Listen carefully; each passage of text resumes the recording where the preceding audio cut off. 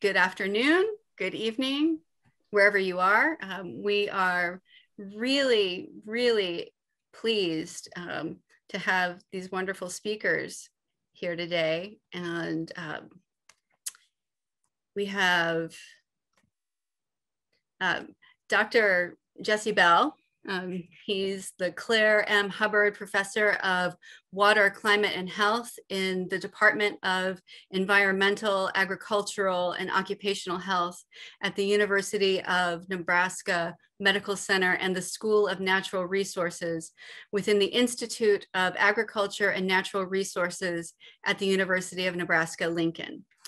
He is also the Director of Water, Climate, and Health Program at UNMC and the Director of Water, Climate, and Health at the University of Nebraska's Dougherty Water for Food Global Institute.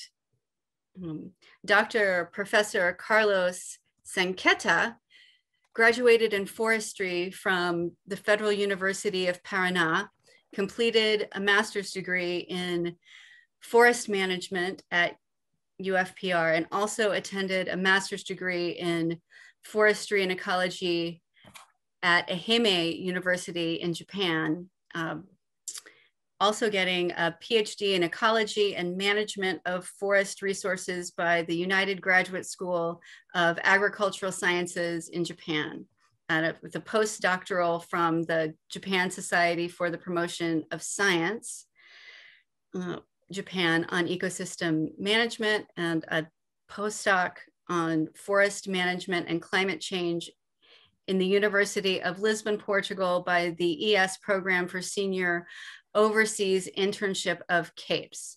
He is a full professor of the UFPR at the Department of Forest Sciences, CNPQ researcher since 1994. Visiting professor of several educational and research institutions. He's also a member of the Intergovernmental Panel on Climate Change and expert of the United Nations Framework Convention on Climate Change. And we are really looking forward to hearing from you both. And Jesse, I will let you take it away. All right, thank you so much, Amber. Thank you everybody for being here today. I really appreciate it. So with that, I'm going to talk about climate change, water, and One Health. And I'm going to kind of give a little bit broader overview of some of the work that's going on and some of our understanding of climate change. So I think just to start it off with, I'm going to highlight how climate is related to our health. And we've understood this relationship for a pretty long time. If you go all the way back to Hippocrates, who wrote about epidemics in 400 BC and noted that with changes in weather patterns, they were seeing outbreaks of certain diseases in ancient Greece. And then if you move forward and you go up in time here in the United States, in 1814, Dr. James Tilton was a Surgeon General of the US Army, and he directed all hospital surgeons to keep weather records. They understood that at that time that with changes in climate or changes in weather, changes in precipitation, changes in temperature, that had a relationship on outbreaks of disease. The diseases that they were interested in were things like malaria and yellow fever. They didn't understand that those diseases were related back to mosquitoes, but they understood that climate played some role, that weather and climate played some role in the outbreak of those diseases with soldiers. And so climate is affecting your health. We understand today that there are the direct impacts and then the indirect impacts. The direct are the things like extreme heat, air pollution, extreme weather. Those are the things that when they happen, they usually send people to the hospital pretty immediately. And then you have the indirect, the spreading of disease, the disruption of food supplies, and also the disruption of well-being, which can lead to things like mental health issues. Internationally, we know that floods have likely over the last century or so have impacted more people than any other weather or climate related disaster, but droughts have actually killed more people or resulted in more deaths. And that's largely due to famine and malnutrition. And so that just kind of talks about some of that relationship with the environment and how that could potentially be linked back to human health in some way. And so you know, we understand what is, you know, that our climate is changing, and that climate change is just a long-term continuous change in the average. And that's what gets a lot of notoriety, but it should be also noted that we also have climate variability. And climate variability is the fluctuation above and below the long-term average. And so, and then from climate variability, you can see things like extreme weather events, which are weather phenomena that are outside the historical distribution. So that's where we get floods and flooding rains and heat waves and droughts and things like that. And so when we're talking about climate variability, I think this figure kind of highlights it very well. So one, you see climate change. You see the increase in temperature, global temperatures over the last 50 plus years, from 1950 to 2015. But then you also see a lot of variability. So we don't see just a stepwise increase in temperature. We see a lot of fluctuation from one year to the next. And some of those bars you notice are marked blue and some of them are red. Red bars indicate El Nino years, blue bars indicate La Nina years. And one of the things that you might notice is that the red bars are pretty consistently a little bit warmer than the blue bars. And that's what we see when we see El Nino events. We see global temperatures are a little bit warmer over the entire globe. And La Nina events, global temperatures are a little bit cooler. And what El Nino and La Nina actually is, and I'm going to make this very brief, is basically a change in ocean temperature along the equatorial region of the Pacific. And so when we have El Nino events, it's a little bit warmer, especially over by South America, and La Nina, it's a little bit cooler. And that change in temperature has global ramifications on our weather and our climate. And so this is an example here looking at El Nino events. When we have an El Nino event, it changes global climate patterns, weather patterns. Some places get warmer, some places actually get cooler, even though we see an increase in global temperatures. Some places get wetter, some places get drier. And that just kind of illustrates how complex our climate system is across the globe.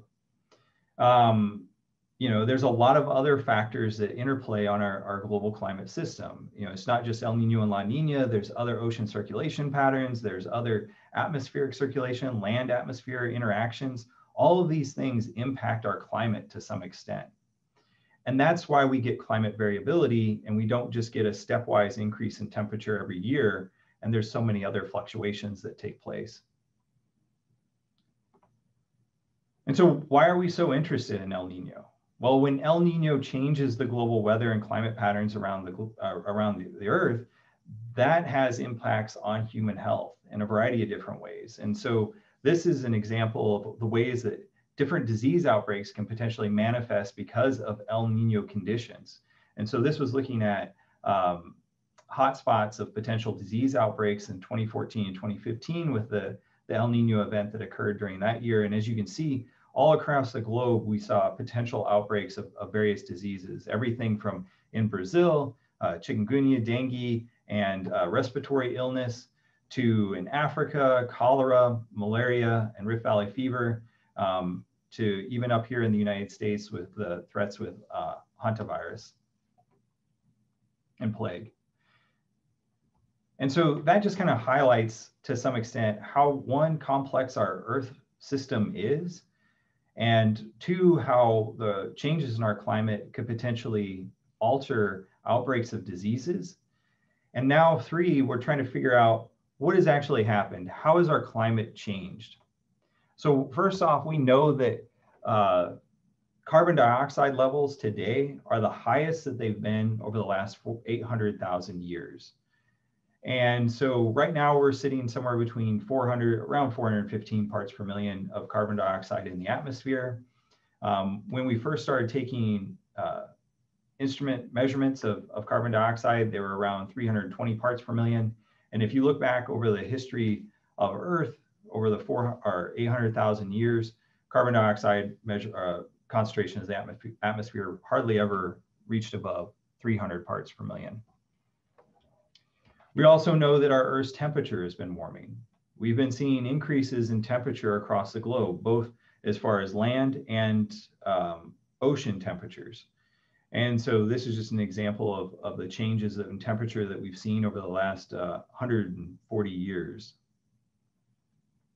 But not only are we seeing changes in temperature, we're also seeing changes in precipitation. And so we're seeing some places around the globe getting wetter and some places around the globe getting drier. And again, that's because that Earth system is pretty complex. And the other thing that we expect to see in the future is as temperatures continue to rise due to continued increase in greenhouse gases like carbon dioxide, we expect that precipitation patterns will continue to change as well. And so over the next 50 to 100 years, we expect, again, some places to get warmer and some places to get drier. And those changes in precipitation and changes in temperature are changing our current climate and changing our extreme weather events. And so we are seeing a lot of, especially, globally, we're seeing changes in all of our extreme weather events. They're becoming more frequent and more intense, whether it's heat waves, coastal flooding, extreme precipitation events, winter storms, or droughts. And this figure just kind of illustrates the scientific understanding of how anthropogenic climate change, human-caused climate change, is influencing a lot of these different extreme events. So our strongest evidence is with heat waves, and then we go down to even to less strong evidence with droughts and hurricanes, even though there's a good deal of information that's available out there, scientific information available out there. So will changes in our climate impact our health? Just recently, the Lancet report came out in 2020, and that's the whole purpose of this report, is to try to understand how changes in climate change is impacting our health. And they look at this from a large global perspective.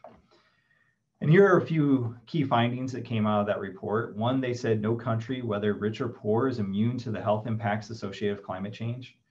That's because our climate has already changed. It's already having impacts on our health. And over the next 50 to 100 years, we will continue to see additional impacts on our health. One of the other key findings was talking about how the COVID-19 pandemic and climate change are converging crises. A lot of times when we talk about some disaster or some catastrophic event like what the COVID-19 pandemic is, we want to focus all of our attention on that, and we diverge our attention or push away attention of other issues that are building in the background, and that is climate change.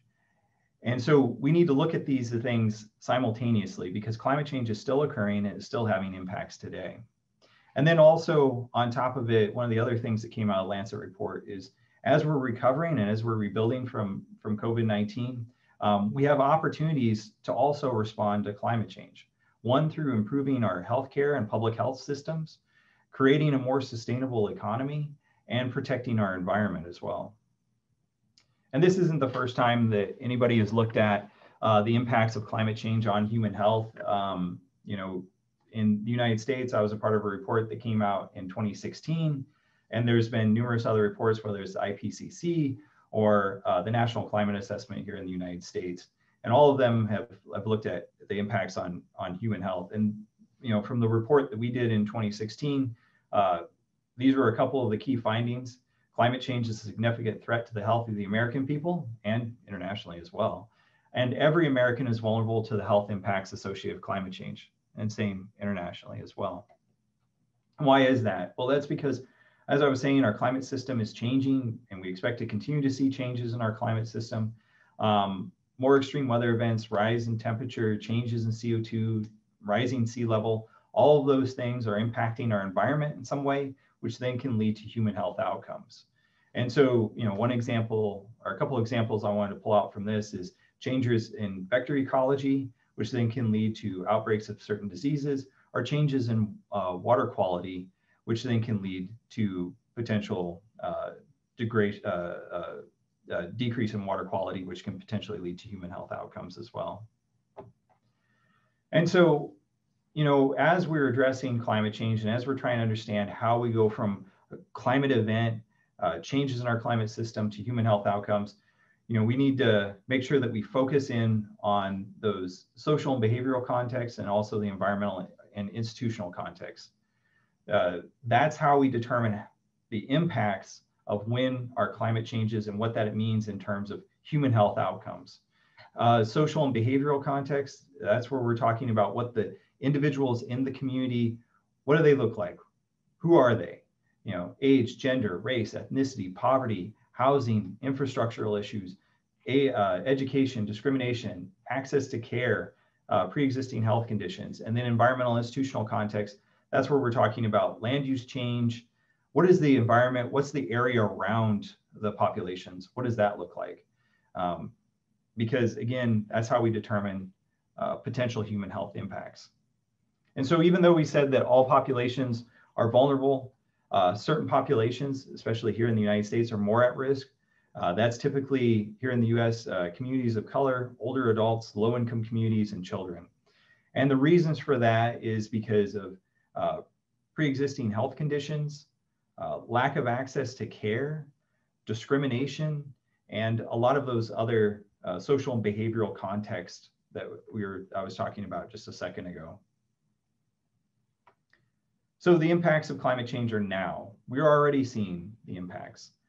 We've already seen changes in our extreme weather with increase in the frequency and severity of heavy downpours, floods, droughts, and other major storms, which then can really relate back to injury, illness, and displacement and death.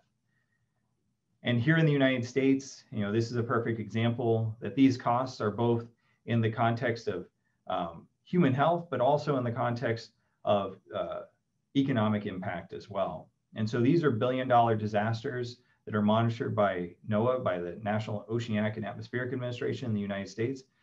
And so they've been monitoring these since 1980 up to present day. And what they've seen is an increase in the number of these disasters and also the cost of these disasters as well. And here in the United States, that all came to a head in 2020, where we saw 22 climate and weather-related billion-dollar disasters, so disasters exceed $1 billion of economic loss, that led to a total of $450 billion in total loss.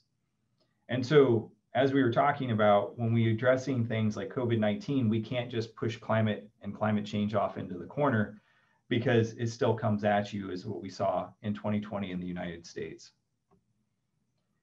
And so when we see changes in our climate, we both see the more immediate impacts, which is what we see when we have, that can lead to the spread of disease. So like when we have natural disasters or climate and weather related disasters, we can see potential human health impacts related to the spread of disease that way, or the more gradual, slow change that can also lead to the spread of disease as well.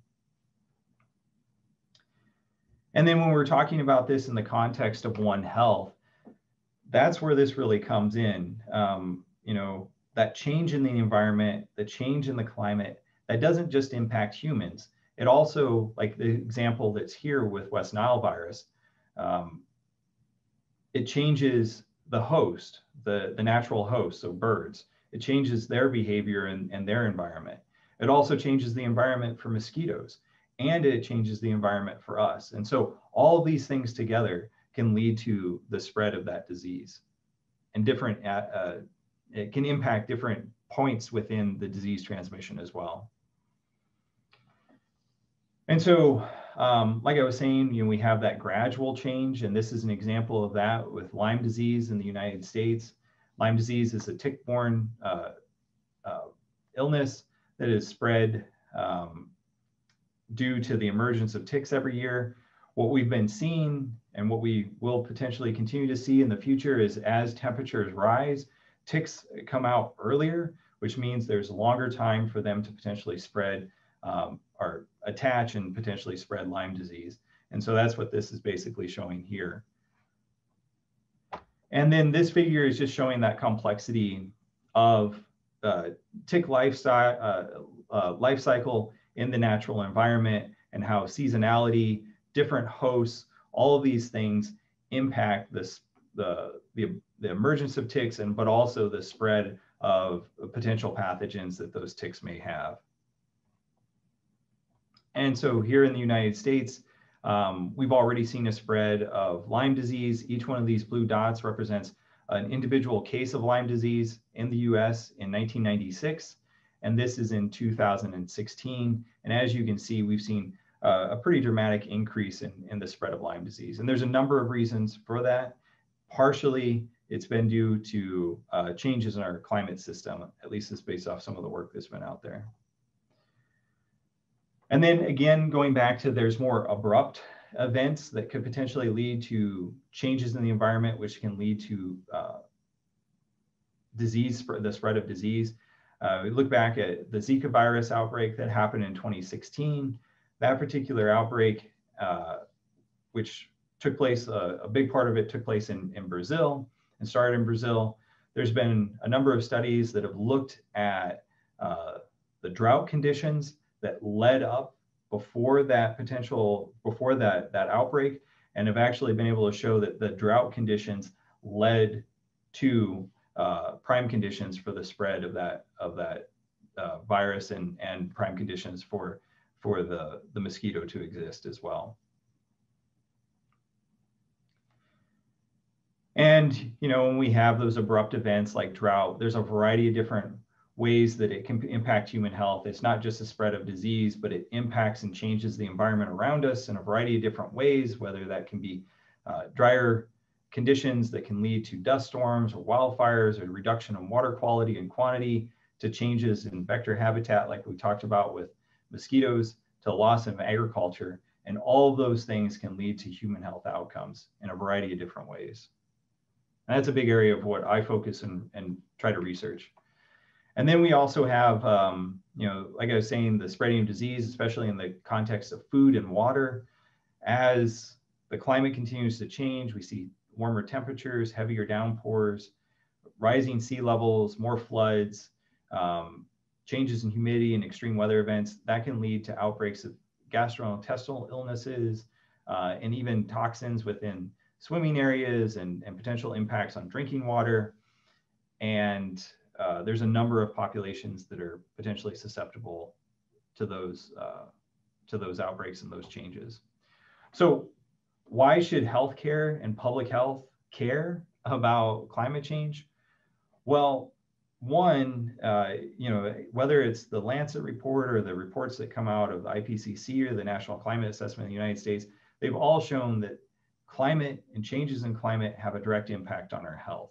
And we've understood that for a long time. And so there's a lot of opportunity out there for public health agencies and for healthcare to better understand what is going on so that they can prepare their communities and their infrastructure for the potential threats that they face in the future.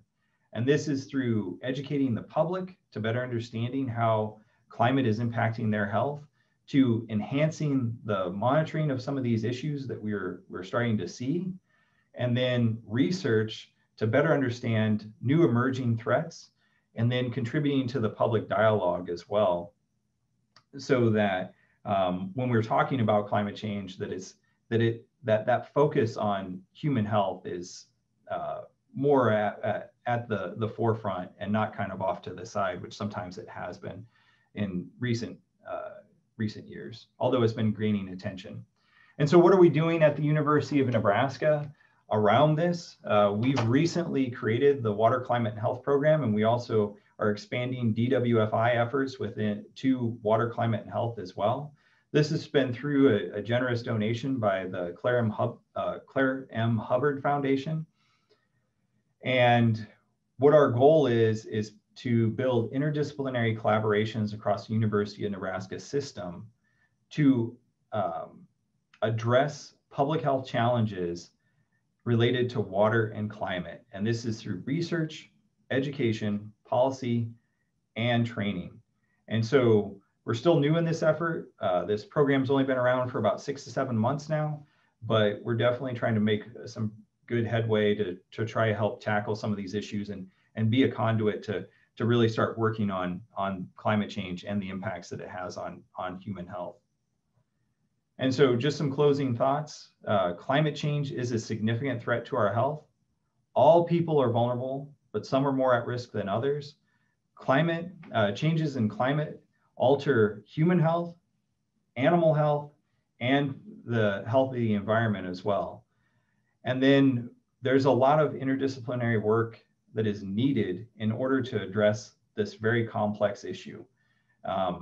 And we definitely need to make sure that public health and One Health are a part of this to make sure that we're doing this in the best way possible.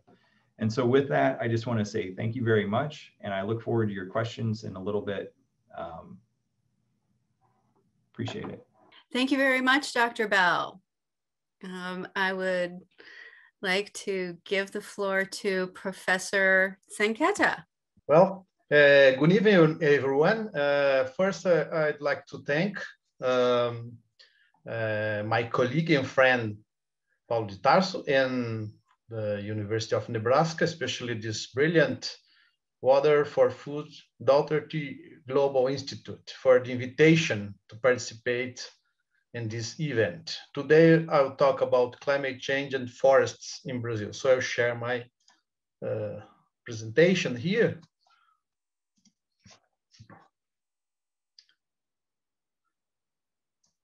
Do you see it?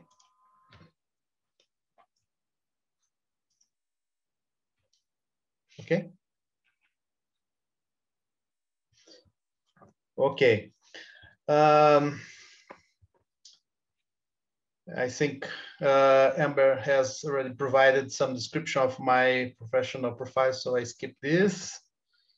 And the outline of my presentation, I'll talk about the following issues: the role of forests in climate change, managing forests for climate change mitigation, forest carbon pools, carbon stocks in forests in the world, carbon stocks in Brazil forests, carbon stocks in forest products, and I'll give some final remarks at the end of this presentation.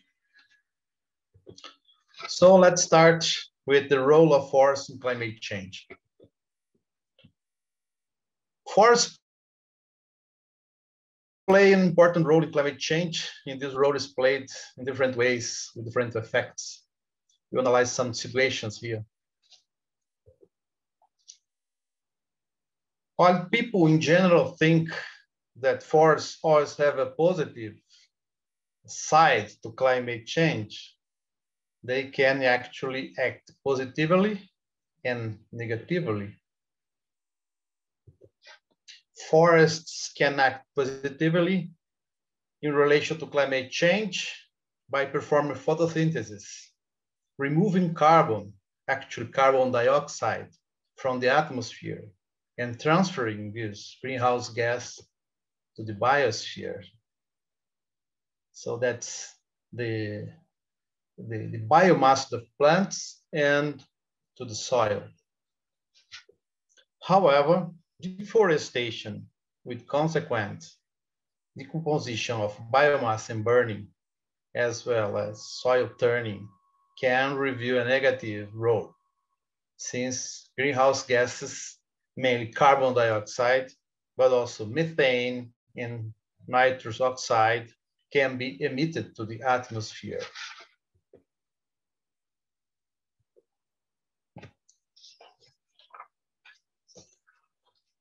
We all like to think of forests as solutions to climate change. This is partially true. However, as mentioned, forests can be vectors of climate change. In addition, another important role is that forests can be victims of climate change. Deforestation itself does not lead to greenhouse gas emissions, but it kills the photosynthesis factory, which removes carbon dioxide. What promotes emissions are the decomposition and burning of biomass. That is, the biological and the chemical oxidation of this plant material. But it is not only deforestation that causes emissions of greenhouse gases. Forest degradation, such as logging, firewood removal, irregular production extraction, among others, can also be an important source of greenhouse gases emissions. Another major cause of greenhouse gas emissions is soil turning, plowing, harrowing. Soil is a large reservoir of carbon pool, composed of several substances, minerals, organic matter, solids, liquids, and gases. Incorrect soil management can promote the emission of large amounts of greenhouse gases. Hence, the importance of adopting soil conservation practices in agriculture, livestock, and forest activities. As we said, forests can become victims of climate change as they adapt to a changing climate. As there is a severe change in the climate, the forests need to adapt and start to change their area of natural occurrence. These maps show a simulation made by Brazilian researchers from INPE, is the National Institute for Space Research, about the event called Amazon savanization. That's a quite strange term, but that means the invasion of savanna in the tropical forest. Forests play also a very important role in climate regulation at different spatial and temporal scales. Thanks to regulatory power of forests, the climate in my region, for instance, is mild, with regular rainfall, excellent food production, water, and energy security. As we said, forests can store carbon in their biomass, in soil, and also in forest products. This role is very important, also called carbon sequestration. Indeed, unlike other terrestrial and aquatic ecosystems, forests are the only one to sequester carbon and keep it fixed for a long period of time, thus promoting real and long-term benefits. Now we will talk about management of forests to mitigating climate change. How can forests contribute to this cause? How can we avoid emission of greenhouse gases by forests and still remove carbon from the atmosphere? The first action must be the conservation of forests, creating protected areas by deforestation, by the law, by the federal, the national, and the local laws. We have three levels here in Brazil. We have the federal, the state, and the municipalities. So we need to conserve forests by law, creating parks and other protected areas. By avoiding deforestation, we will be avoiding greenhouse gas emissions, keeping carbon where it should be, in the forest. Secondly, we must manage the forest accordingly to the appropriate techniques, using all knowledge of forest engineering and other sciences, such as ecology, biology, and so on. With the ingenious exploitation of forests, we can produce wood and store carbon in products, open space in the forest so that trees that are no longer growing can develop and others occupy this space by regeneration. Thus, we will make sure that the mature forests, which does not grow and therefore does not sequester much carbon, can fulfill this important role. Thirdly, we must promote reforestation.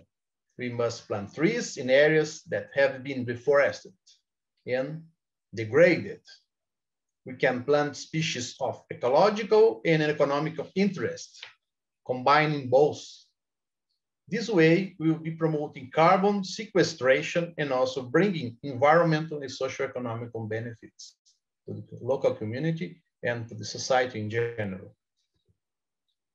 Another very important way of promoting the positive role of forests is in relation to climate change, is the use of solid and processed wood in place of highly carbon-intensive products, such as cement, plastic, glass, aluminum, and so on.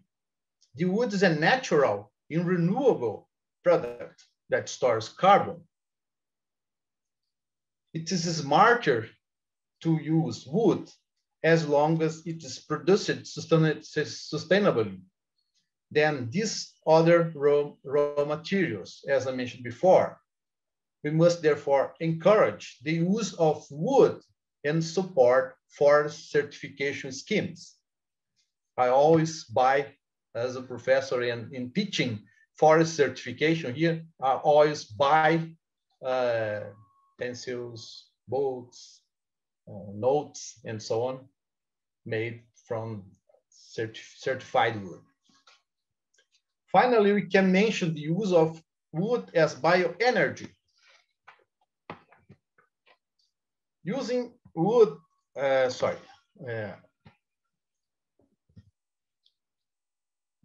using wood products as energy in form of firewood, charcoal, pellets, briquettes, etc., we will be avoiding the consumption of fossil products. There will be also emission of greenhouse gases, that's true, but the biomass energy produced in a sustainable way is carbon neutral because the entire emission will be compensated by the photosynthesis. Now we talk about carbon pools in forests. Check my time. Okay.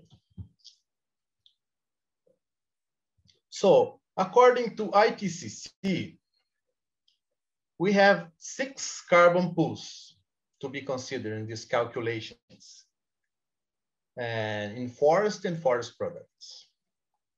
Above ground biomass includes trunk, leaves, branches, and others, such as flowers, fruits, buds, etc. Below ground biomass, which are the roots, as well as what we call necromass. I like to call necromass because it includes dead wood, is the woody part of necromass, and litter is the non-woody part of necromass. It stores, they store carbon in their mass. In addition, we have also organic carbon in the soil, which is very important pool. And besides that, we have also carbon stored in forest products, the so-called HWP, harvest wood products.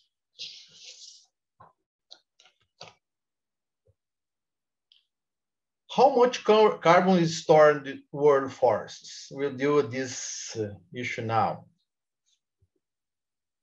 According to FAO report called FRA 2020, Forest Resources Assessment of the World Forest, the world forest represents an area of roughly 4 billion hectares, covering 31% of the planet's surface. And Brazil has the second largest forest area in the globe, with approximately 500 million hectares. So passed only by Russia, which has 815 million hectares, and Brazil has the largest tropical forests. The amount of carbon stored in this area of forests worldwide is 662 billion tons of carbon. Part of this to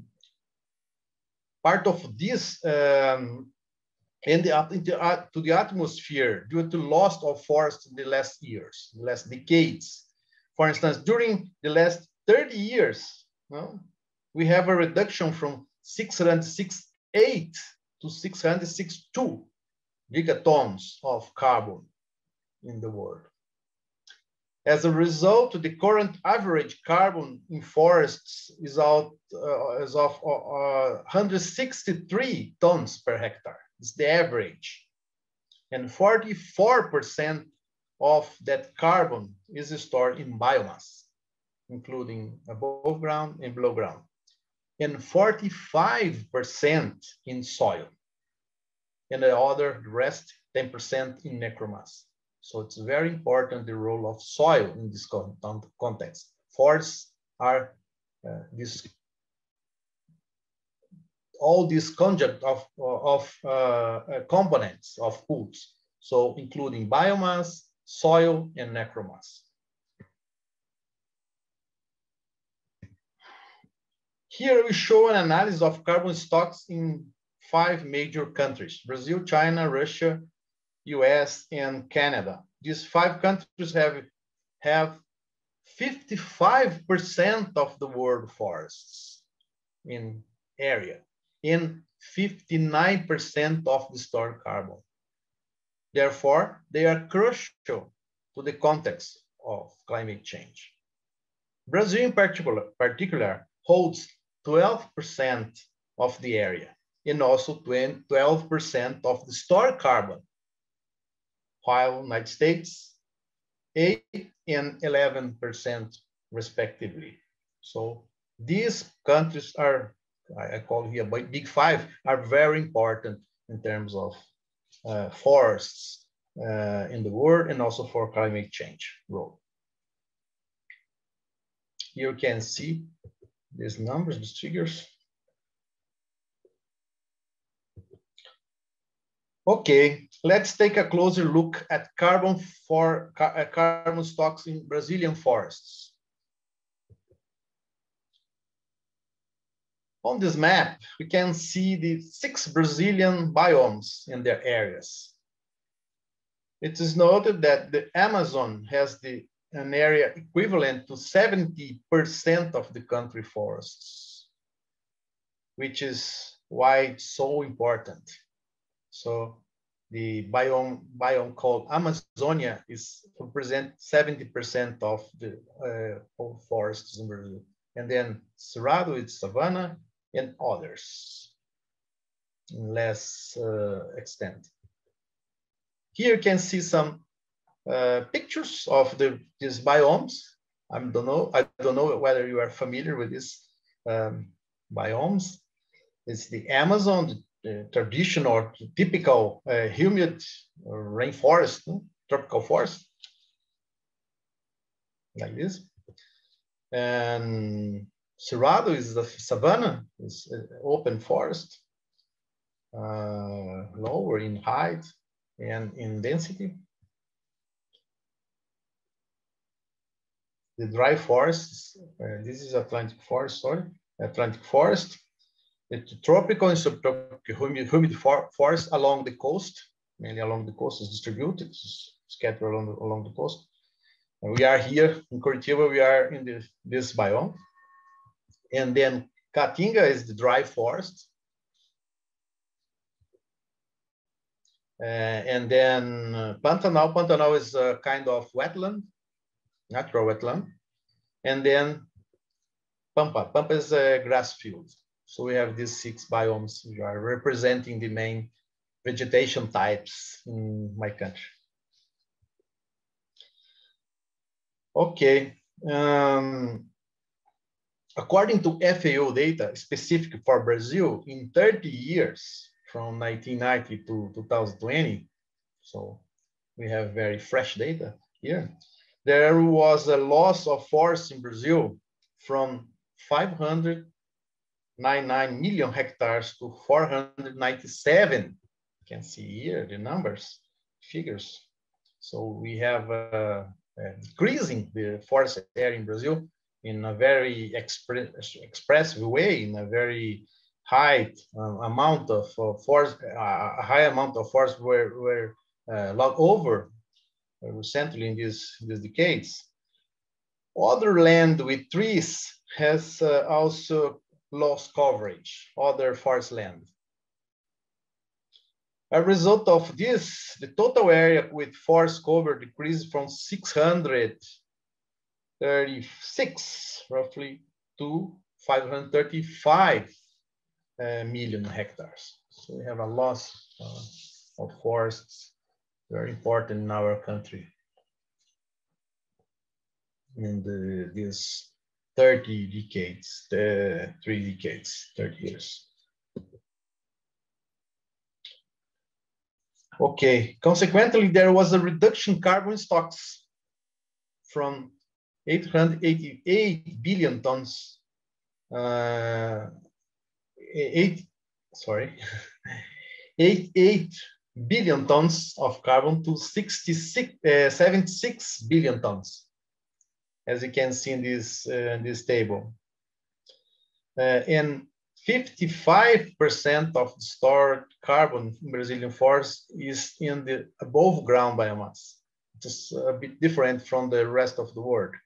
So in Brazil, we have 55% in above ground and 13% in the below ground, and 27% in the soil, and the rest in necromass. So the distribution is quite different when we compare to the other forests in the world.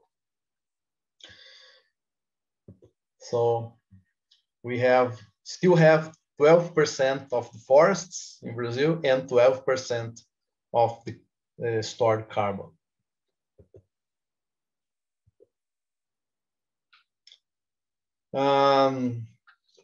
And very important information here is that 85% of all carbon stored in Brazilian forests is in the Amazon. So that's the reason, because Amazon is so important for Brazil and for the globe, for the balance in terms of climate change. It plays a very important role in the large scale climate. So in summary, we have a loss of 16% of our forest 30 years. This is very important loss, unfortunately. And that corresponds to 41.6 billion tons of CO2 to the atmosphere in 30 years. That is a little bit less than the annual nowadays emission of all globe, all countries in the world. It's the last figure is 49 billion tons of CO2 equivalent per year, according to IPCC report. And the plantations so far established in Brazil only represent 0.28 billion tons of CO2. So it's far away from enough to compensate the emissions from deforestation and forest degradation. So we need forests as solution to climate change and not vectors of climate change. So we need to change it, to shift from this negative aspect to the positive role of forests. With my team, I did a study on carbon storage and emission in forest products, harvested products. The analysis involved a long period from 2016. This was the first study carried out with this scope in the country. We used the decay equation and the lifetime of the products. So we consider production, exports, and imports of forest products. The analysis was made for soundwood, for wood panels, and paper. We analyzed the origin of the raw material from deforestation, forest management, and also forest management of native or indigenous species and forest plantations. And here we can see the temporal evolution of net carbon storage in forest products. Consider all aspects previously mentioned. So forest products we use stock about 250 million tons of carbon, which correspond to less than 1% of the carbon stored in forests. But it's play also an important role, of course. Most of the carbon stored in some wood and wood panels produced from planted forests now in Brazil. Today, forest production by native forests, for instance, in Amazon, is very small. The most forest production in Brazil comes from planted forests. So sometimes we don't understand exactly that. Deforestation leads to agriculture. Is mostly to agriculture and cattle ranching, not for wood production. And this has changed a lot. As you can see here, from 1989 to 2016. So most forest production comes from the planted forests, not from the native forests. Native forests are clean, are lot over, especially for agriculture and cattle ranching.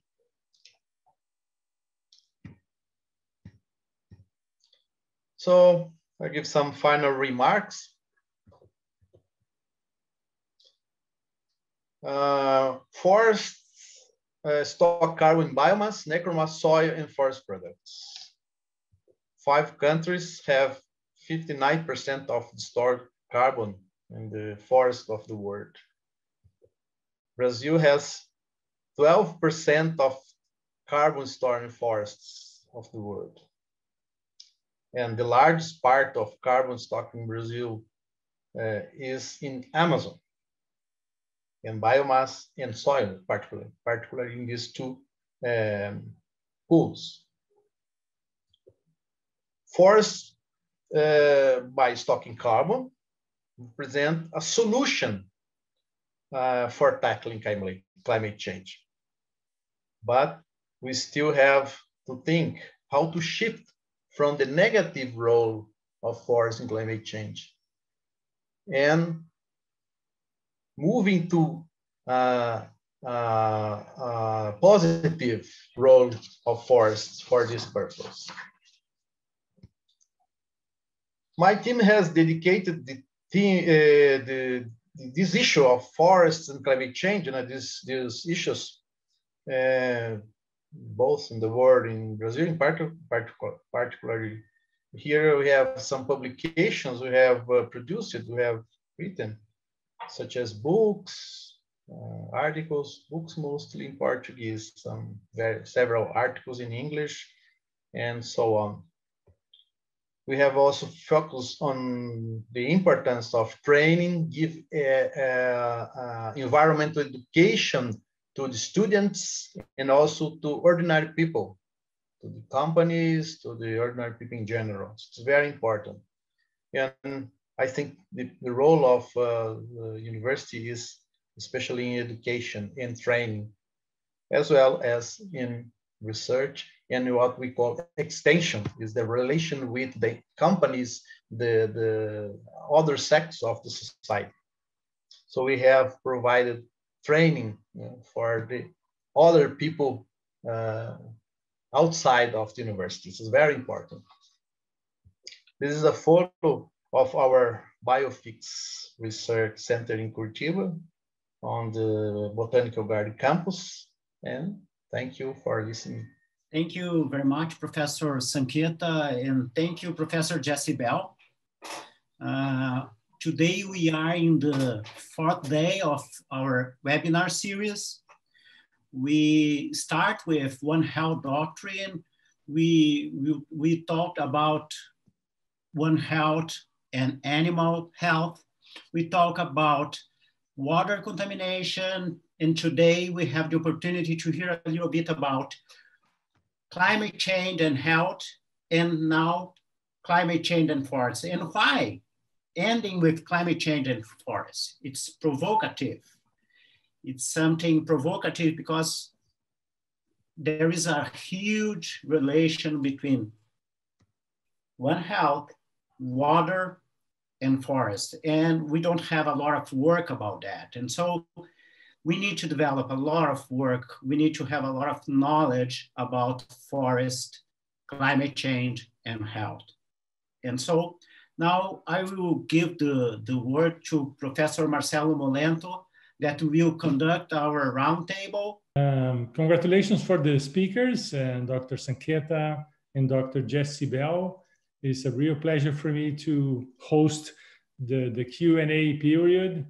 And also I would like to acknowledge Professor Dr. Christopher Neal here with us. It's a pleasure. I would like to open the floor, I guess. So Professor, you mentioned a lot about climate change in forest. And I believe that is a seminal problem, right? Because the less forest, the more problem we have, for sure. But I would like you to explore a little bit more on the degree of diversity in a forest, rather than just carbon dioxide, but the everything else that maintains and gives value for the forest. Because we know that deforestation is a problem, but to reforest is also something that is less efficient in terms of diversity. Can you explore something on that, Professor? Yes, forests play an important role not only in carbon sequestration, but also for water, for soil control of erosion, for instance, habitat for fauna, and habitat also for local people, for indigenous people. Mm-hmm. And also, of course, we can mention biodiversity. It's very important for us. It is a raw material for the future. It's our future, the humanity, the mankind future depends on the biodiversity of forests. I think so. So it's very important to couple all these issues. When we talk about deforestation, it is very important to think about the whole context, not only carbon stocks and carbon sequestration, but also pay attention on the other ecosystem services paid by the forests. Mm-hmm. So we have the natural forests, and they have their own biodiversity. In the tropics, this biodiversity is very high. We have the hot spots of biodiversity in the tropics. And Brazil is remarkable for that, as well as the other tropical countries. Okay, we have studied the biodiversity of natural forests, the mature forests, the old growth forests, I mean, and the secondary forests originated by the natural regeneration after clear cutting. So we have measured carbon in biodiversity of this second type of forest, the secondary forests. And then young plantations, mixed plantations, tree plantations. Huh? So we have compared these three situations. We have found that we will take a very long time to recover carbon stock, and even a much longer period of time to recover tree richness, species richness. So we still need to think firstly in keeping, in conservation, in conserving the natural forest, and then recovering the lost forests, especially by natural regeneration is a way when we have some seeds and forest around to provide material for natural regeneration. But in some places, we need to apply plantation because we have lost the resilience of the place, of that region. So we need to use these three strategies to keep the forest and keep not only the carbon in the forest, but also the diversity and the other environmental services provided by them. Fantastic. Great. Fantastic answer. Dr. Jesse, yeah, please, Paulo, you want to make a comment? I have a question for Dr. Jesse Bell. Brazil, we have problems, very typical problems like you told about Zika virus, chikungunya, dengue, and we know that with the climate change, probably we have more and more problems like that in the United States, in the south of the United States now, but in the future, probably all around the United States. What do you think about that, and how you are starting to work with this kind of problems in the United States? Do you have what kind of approach to try to avoid these problems? Yeah, you know, that's a good question, and also a difficult one. There's, you know, we've already seen, you know, like you were saying, in Brazil, you see the outbreaks of dengue, and you see the outbreaks of Zika and various other viruses as well. And especially when you're talking about mosquito-borne viruses, you know, in the United States, we already have a number of mosquito-borne viruses that we're contending with that we know have a relationship with climate. West Nile virus is a perfect example of that. And the issue, you know, just for example, West Nile we know is really complex. There's a study that was done a few years ago that was looking at all the different ways that people have evaluated West Nile virus across the US and how climate was related. And basically what they found was it's really variable based off of where you're at. And so some places it was wet conditions that drove it, some places it was dry conditions and temperature and all sorts of other different factors. And so that just kind of talks a little bit about some of the complexity of these issues and regionally based some of the complexity as well. And then as we talk about things like the spread of dengue and the mosquitoes that can potentially carry dengue and Zika and other diseases, yeah, we've been seeing a northward spread of some of those. I think it was the Aedes aegypti mosquito, which traditionally isn't in Nebraska, was recently found in Nebraska, and I think the population has sustained here. So we're starting to see more of these mosquitoes that can carry the virus, carry some of these viruses even further north and starting to establish themselves as well. Now, luckily, and there's a variety of different factors for that, and I only think we fully understand, some of these haven't crossed over and really spilled over into the United States severely yet.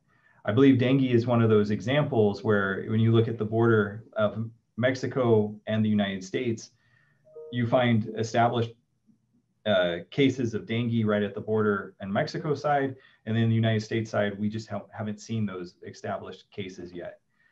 It doesn't mean that it can't happen in the future. And definitely as the climate conditions continue to change and become more favorable for those, there is potential for, I think, some of these events to spill over into the US as well. I don't know if I necessarily answered the question or just gave you a bunch of information, but that it's a tricky one. And I think we're definitely setting ourselves up for those types of exposures. And in this case, just to complement Jesse, do you think that the forests could have an important, how can I say that, an important goal, yes, for in this case, to try to avoid this kind of problem? And so working, for example, in a partnership with other countries like Brazil, it's important to try to fix some kind of problem that you probably will have more and more in the future? Yeah. Oh, 100%, 100%. And that's where I think interdisciplinary collaboration and international collaboration are so important. Interdisciplinary collaboration, because when we're talking about some of these issues, you know, it's complex. There's so many different factors. You know, you look at the spread of dengue in Brazil, you know, you have climate related factors, you have social economic factors, you have environmental factors, and you have, you know, potentially even the hosts associated with things like, you know, monkeys or primates. And there's just so many different things that are potentially contributing in some way or another. And one of the important things is if we can better understand some of these relationships in places where dengue is already prevalent and already expanding or endemic in some way, I think that helps us understand as that disease starts to spread into places like the United States. So that way we can already learn from you and learn from the example of how to better understand this, how to better control it, so that when it finally gets here, which eventually, you know, we're probably going to see issues in the future, then we're set up to you know, not try to reinvent the wheel to some extent or try to figure it out at that point. And so that's why international collaboration is so important as well, is because, you know, whether it's the COVID-19 pandemic or it's climate change or it's dengue, a lot of times these things don't stop at a border. They don't really respect that the way that that I think a lot of governments would like them to respect it. And so diseases can transcend borders, and just in the same context, science and understanding needs to transcend those borders as well.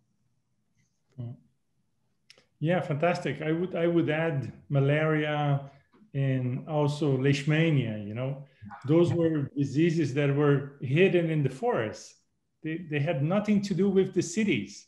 So then we urbanized everything, and we brought our cities towards the country, and we invaded their environment, let's say. That's even a better answer, because, you know, the next big disease that we see, you know, COVID-19 was the one that we saw recently, but we don't know what the next one is. And the next one is likely going to be coming from similar situation, where we see urbanization, where we see development of land. We see that intersection of human and animal and environment. And there's a potential for a spillover that can lead to the next global pandemic that could potentially shut us all down again for another couple years. Oh, yeah. And if you look at to the animal side, we don't care too much. Of course we do, but if one small species goes extinct, let's say a bird or a small mammal, but because everything is in a sort of a disequilibrium, right? And if this spillover comes to us, then we are so weak. Huh? Yeah. No, that's the one thing I think we've definitely learned, especially when it comes to, you know, like everything. We can point back to COVID-19 for everything and just show how weak and how vulnerable we are. There was a paper on Nature saying that the next few big diseases would come up from the tropics, okay? But actually they were sort of missing the point of our, you know, cross-species kind of, you know, viruses and diseases.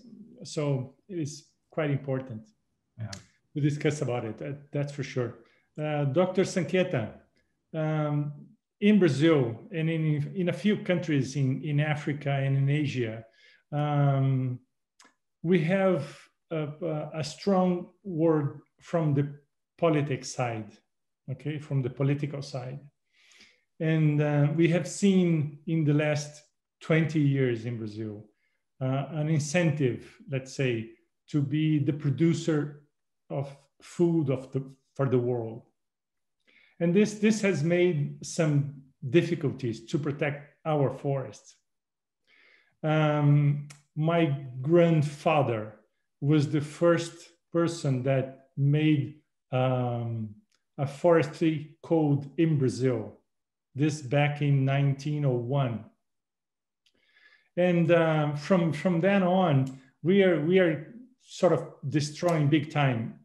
What is your opinion regarding the political situation that we are designing for the last 20 or 30 years in Brazil? Well, that's a very sensitive point, but I think we have made efforts very important in reducing deforestation in the last decade.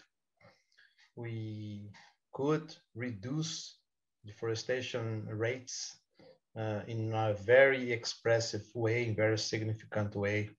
So we learned that we are able to reduce deforestation. What was done at that time? Very strict control by using the federal police, all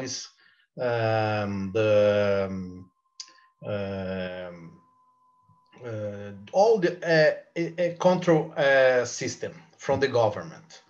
And it was a very tough period, but it resulted in reducing deforestation.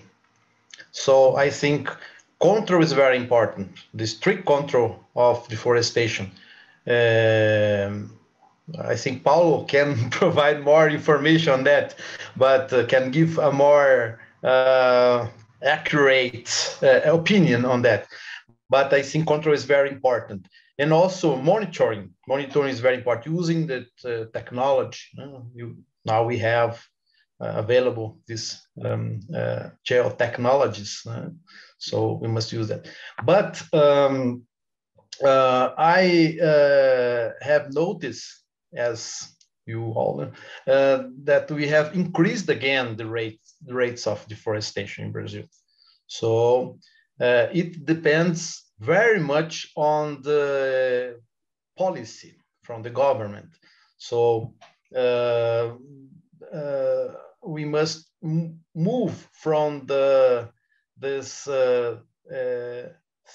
thought that we must just increase our crop land. We must use, we must improve productivity. So we must use all the deforested land, already deforested land, to increase productivity, not always enlarging, increasing the crop areas, crop and cattle ranching areas. So it is very important that the government and all the policy should be direct to that point.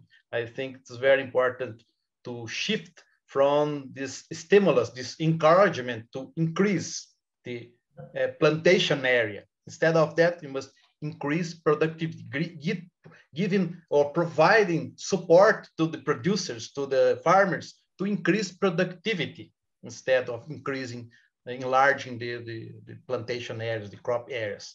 And that's my opinion. So we must require from the government to do that shift. It's very difficult now, but what we have to do, in my opinion. Thank you, Professor. Paulo wants to say something? No, it's a very sensitive aspect. I prefer to stay quiet at this moment. But please remember that I asked for the last 20 or 30 years of politics, not only the 2 last years.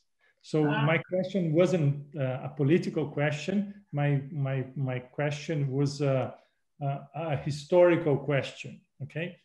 But you know, I think that this is a very important aspect. We need to show for the people that the forest is important not just for economical issues, but for the health aspects and to preserve the quality of life of the people. Because sometimes it seems like the people think the opposite. They think that if you have forest, you don't have quality of life. Sometimes it seems for the people in the fields, the people that lives in the rural area, that for them, forest is something that they need to cut to have a good quality of life. And we need to give them opportunity. We need to show them that is the opposite. More forest, more quality of life. This is my opinion. Excellent. Well, we have a question from Lokesh Kumar. He's from India, and he is interested to know if there are any water or wastewater treatment plants for combating ammonia nitrogen by using natural zeolites as ion exchanger absorption process across the world. Anyone for that?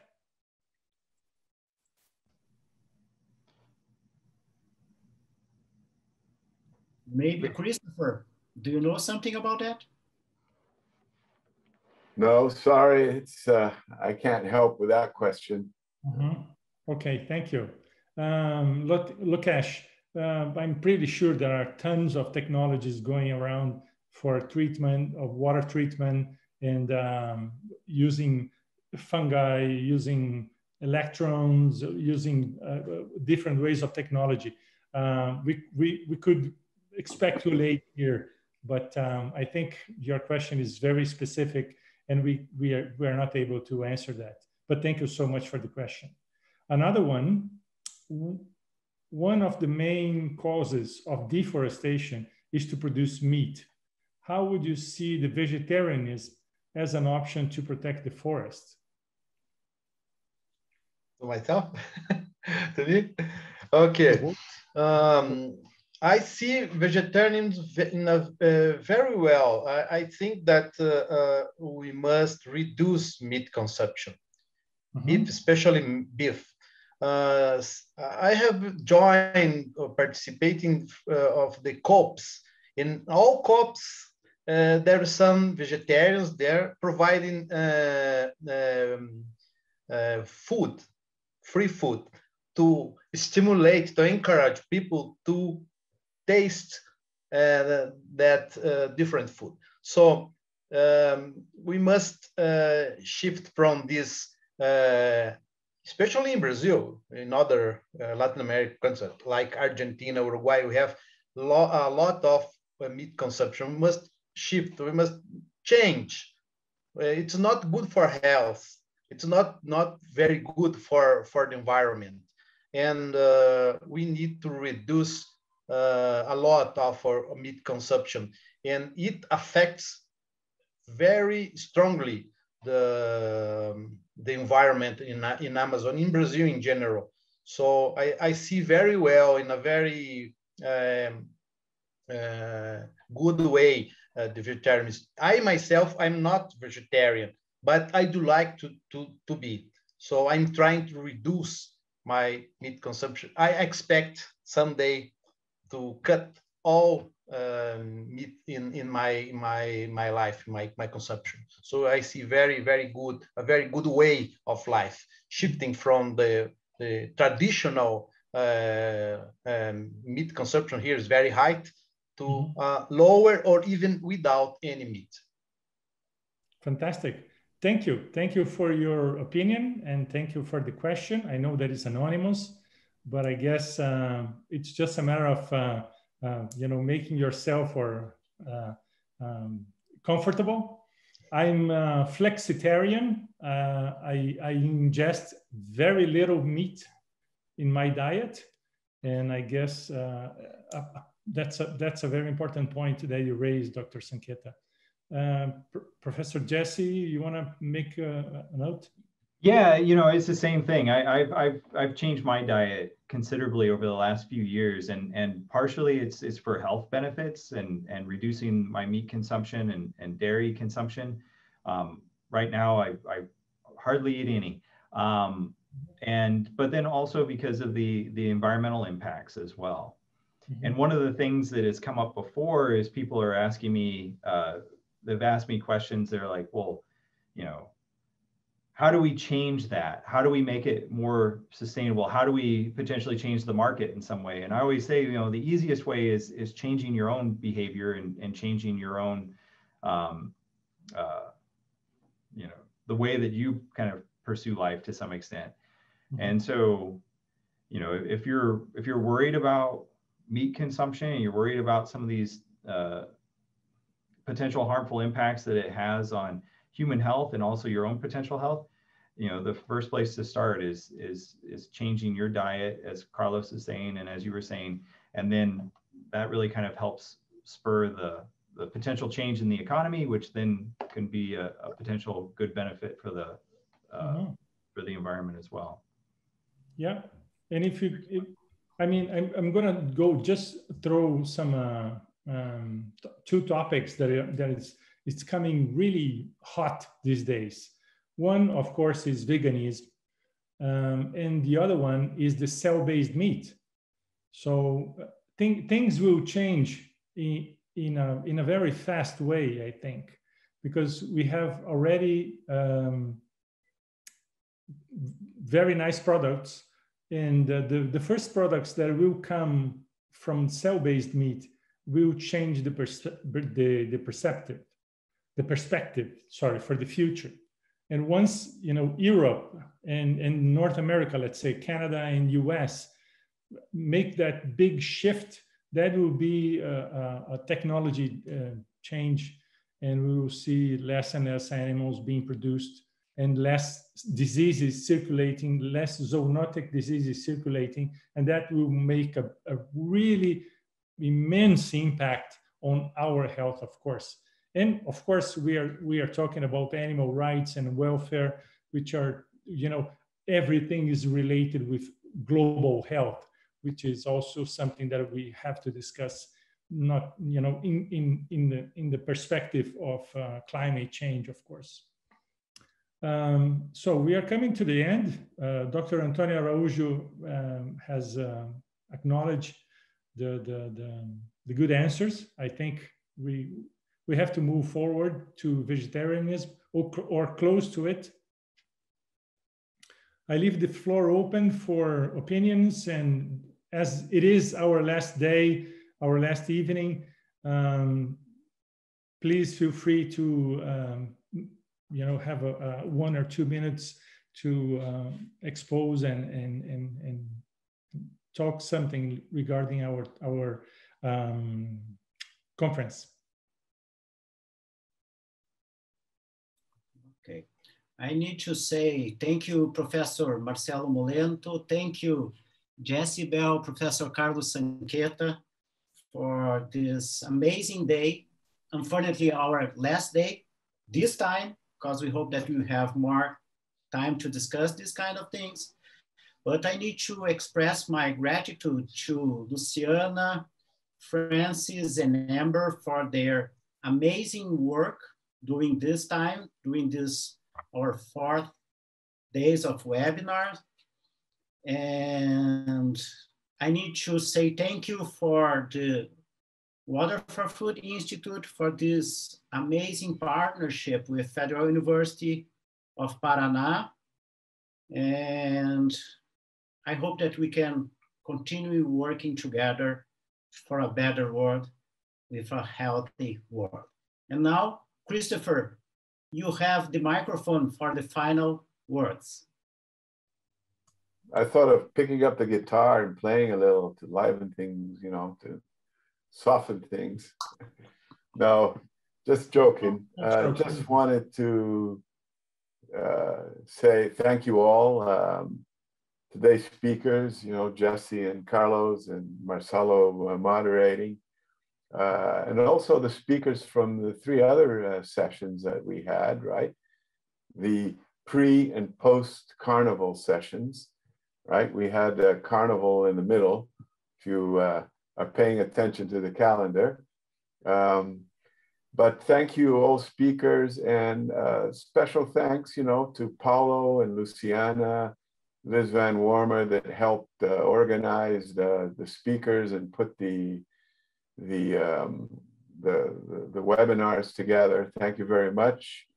The partnership with Federal University of Paraná in Curitiba, which I hope to visit as soon as I can travel to Brazil again and come and see you all personally. Welcome. Thank you, Amber and Francis, for communicating and organizing, making sure that things ran smoothly. And we hope to continue this discussion in the future. And Jesse and I are planning to go to Brazil to work with you all on the dengue fever outbreak that happened in Paraná a couple of years ago, right? And we're analyzing the data, and we have a collaboration going. So we hope to come down personally and visit you all. And anyway, thank you very much for participating. The folks that have joined over the last 4 sessions, people that are attending. There's been quite a few over the last weeks. And Water for Food is thankful and hope to see you all again in the future, personally and not virtually.